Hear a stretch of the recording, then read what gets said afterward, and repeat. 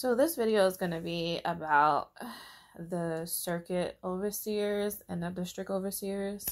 So I've never felt the excitement or joy or the pleasure or the appreciation whenever the circuit overseers would come into town. I didn't feel like ever in any point that I've received any type of monumental information from them that I wouldn't receive at a regular meeting.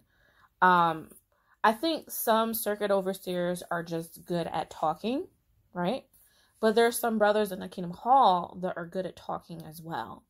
I find that the circuit overseers that, have more of that preacher tone, has more of a following than the more monotone, by the book, company men, Jehovah's Witnesses, right?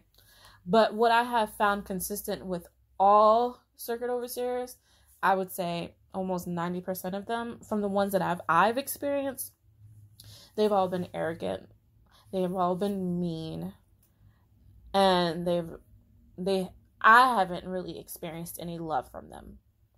Now, I know I've mentioned in maybe some comments, but not really in the videos, that there's a hierarchy within the organization, and people that have certain titles get different privileges and they get different respect levels. So for a single sister or a sister that comes from a single family household, you don't experience any of those special privileges.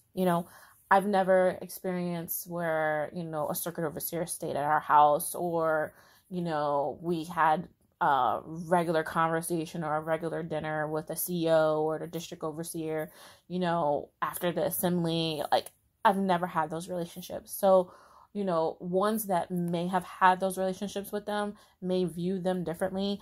I don't view them any different than a regular person within the congregation. And with that being said, I've had very negative situations with circuit overseers as well, and yet I still push for it. I just don't understand the person that I am. How I can go through drama with some of these men and I still, was gung-ho about serving Jehovah. There was one circuit overseer that I remember in particular. He was nice, but he was also arrogant. He would give these loud, boisterous talks. He was very popular within the Black congregations because he just had that preacher tone, So, when he came to, our Kingdom Hall or our area, people got really excited about him. But what annoyed me in regards to that circuit overseer specifically was his arrogance. There was one time, I guess, there was a talk assigned to him, the circuit overseer, about, children and their relationship with Jehovah or their relationship with God. And I had to be about, again, 19, 20, 18, like around that age. And I had already heard the talk in my own congregation, so I went to go to my friend's congregation because I actually enjoyed the talk that he did. I thought it was a good talk. So I went with her to her meeting. And then at her meeting, there were two kids. Now, they did not look like, how kids, they look like they're children of witnesses, and then there's kids in the hall that just look like they just came with their cousin, or, they just came with a family member. They're not really witnesses. They're not participating within the congregation. They're just there for that meeting, right? So there were two kids there, and the circuit overseer asked all the children to sit in front of him, in front of the meeting, because he wanted them to pay attention. So it was like all the kids under 18 go sit in the front of the hall. So these two kids, they sit in the front of the hall and they fall asleep, knocked out, mouths open. And because the arrogance of the brother, he's in the middle of his talk. You can just tell, the children that are asleep are irritating him. So he finally gets fed up and he's like, who are the parents to these kids, right? Stops his talk, points at the kids and says, who are these parents to these kids? They are asleep. If you're the parent, you need to come and wake up your child. Now, how embarrassing that is, right? And I was a kid that fell asleep at the meeting, okay? So if that was to happen to me, I definitely would never show my face back in a Kingdom Hall ever again. And, the funny thing about exiting the religion, you actually become more empathetic to the way people live and realize, like, not everyone has the same circumstances as another. You don't know what happened to that child that day to make them fall asleep at the meeting. You may view it as, oh, they just don't care about the Bible or they don't care about God, but maybe something happened where, that kept them up all night and they were just sleepy, or maybe they're just not used to sitting down for 2 hours. I mean, sitting down for 2 hours at the hall is a lot for me. So I imagine a child sitting there for 2 hours by themselves unattended. At least they weren't playing around, So that annoyed me. That bothered me. Another situation with a circuit overseer that made me kind of view them differently was there's this one circuit overseer. He always bragged about him being from Compton and, I don't know. I guess that he felt like he gave him street cred because he was in a predominantly Black congregation. But he was just so by the book. I think JT on Critical Thinkers, he calls those type of brothers like company men. He was definitely a company man. He was strict by the book. Jehovah, the governing body, gave us directions that when we go out on service, we're supposed to spend 15 minutes or less conducting a group, and then we leave. That's what the governing body said. So we would get to the service group, and people would just be excited to see him, be excited to be around the circuit overseer. But he would just put his hands out and be like, "Listen, we can talk in the car." And we'll finish the group. And he was like, all right, I put y'all together, and was just very direct. And he almost, how people test people's intelligence? He was almost putting our groups together and organizing everything in a way to test the congregation's intelligence.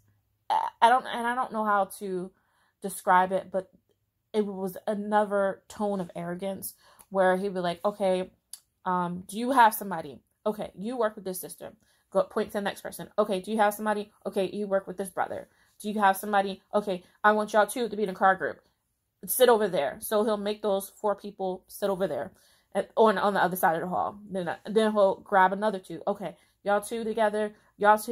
Okay, sit over there.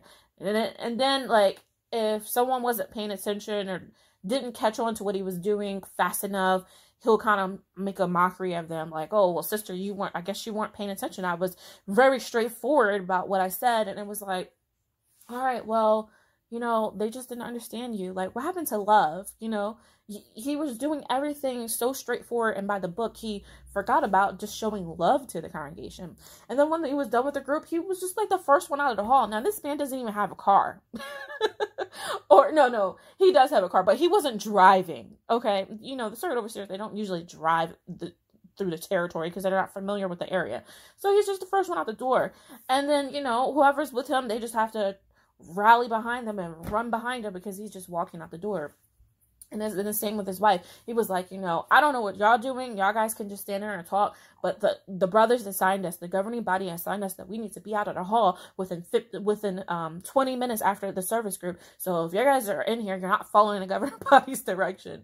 And it was just so tense where you couldn't even really enjoy the service group. You couldn't really enjoy the meeting because of his energy. He just...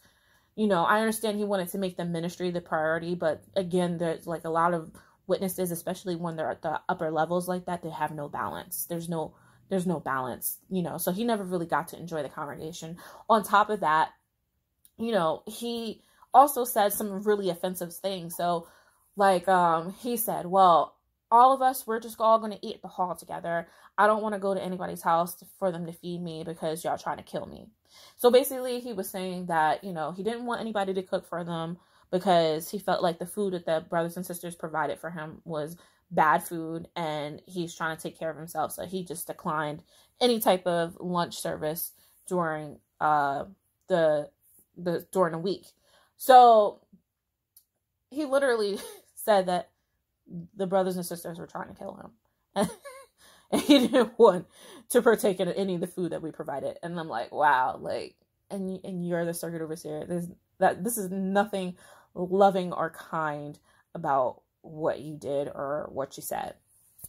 I had another, now this one was actually the district overseer that, rubbed me the wrong way. And at that point, I just stopped going out my way for circuit overseers or district overseers. And then I just realized they were regular people and I'm not going to kiss anybody's butt. Like, you're just an elder with a title. Okay. So this one it really hurt me. So as I mentioned in my other videos that, my mom was poor and we had to go to Catholic charities to go get us some food. So my mom volunteered. We just so happened to have the week where there was in our congregation, we hosted the district overseer and the circuit overseer.